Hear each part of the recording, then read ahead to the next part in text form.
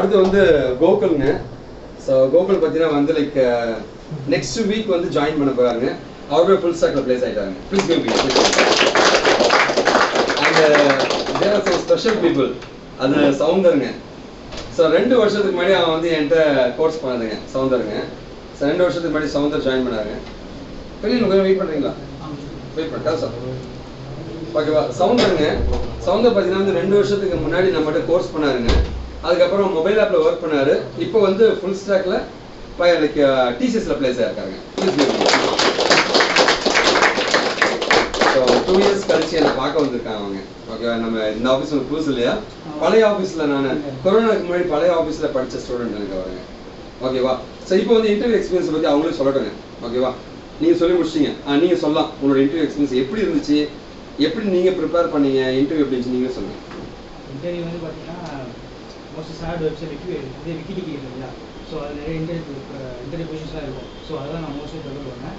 அதில் மற்ற வெப்சைட்டோட கம்பேர் பண்ணும்போது நம்ம சாரோட வெப்சைட் வந்து பார்த்தா ரொம்ப ஈஸியாகவும் இருக்கும், நம்மளுக்கு புரிஞ்சுக்கிற மாதிரி இருக்கும். ஸோ அதனால் நீங்கள் இன்டர்வியூ ப்ரிப்பேர் பண்ணுறதா இருந்தால் விக்கிடிக்கு ப்ரிப்பேர் பண்ணுங்கள், ரொம்ப யூஸ்ஃபுல்லாக இருக்கும். அதுவும் இல்லாமல் யூடியூப் வீடியோஸ் நிறைய பாருங்கள். இங்கே படிக்கிறத மட்டும் வச்சு இன்டர்வியூ கிளியர் பண்ணணும்னு நினைக்காதீங்க. இதை தாண்டி நிறைய லேர்ன் பண்ணிக்கிட்டால் மட்டும்தான் இன்டர்வியூ கிளியர் பண்ண முடியும். என்ன இன்டர்வியூ என்ன கொஸ்டின்ஸ் கேட்டாங்க?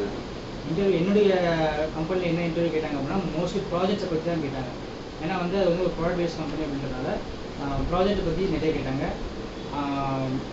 இப்போ ஒரு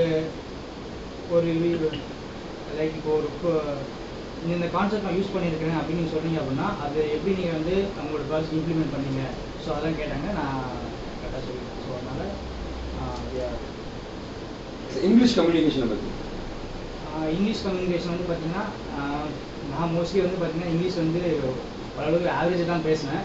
அவங்க வந்து பார்த்தீங்கன்னா லைக் அவங்க தமிழ் தான் என்கிட்ட பேசினாங்க. நான் இங்கிலீஷில் பேசினேன், பட் அதை தாண்டி அவங்க வந்து அவங்க தமிழில் பேசினாங்க. மறுபடியும் நான் தமிழில் ஆன்சர் பண்ணிவிட்டு அதுக்கப்புறமா எதாவது இங்கிலீஷில் அவங்க லைக் ஃபஸ்ட்டு அவங்க இன்டர்வியூ ஆரம்பிக்கும் போது நான் ஃபஸ்ட்டு சொல்லிடுறேன். இன்டர்வியூ ஆரம்பிக்கும் போது ஃபஸ்ட்டு கொஸ்டின் வந்து பார்த்தீங்கன்னா எனக்கு செல்ஃப் இன்ட்ரோடக்ஷன் கேட்டாங்க.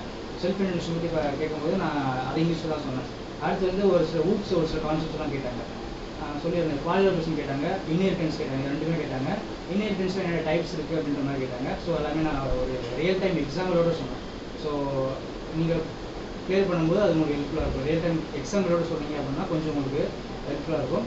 அடுத்து இது முடிஞ்ச உடனே ப்ராஜெக்ட்ஸ் நீங்கள் என்ன ப்ராஜெக்ட்ஸ் பண்ணீங்க அப்படின்னு கேட்டாங்க. ஸோ நம்ம கம்பெனியில் மொத்தம் 3 ப்ராஜெக்ட் பண்ணோம். ஸோ அந்த 3 ப்ராஜெக்ட் எக்ஸ்பிளைன் பண்ணது மூலிமா ஓகே அப்படின்ற மாதிரி சொல்லுங்கள்.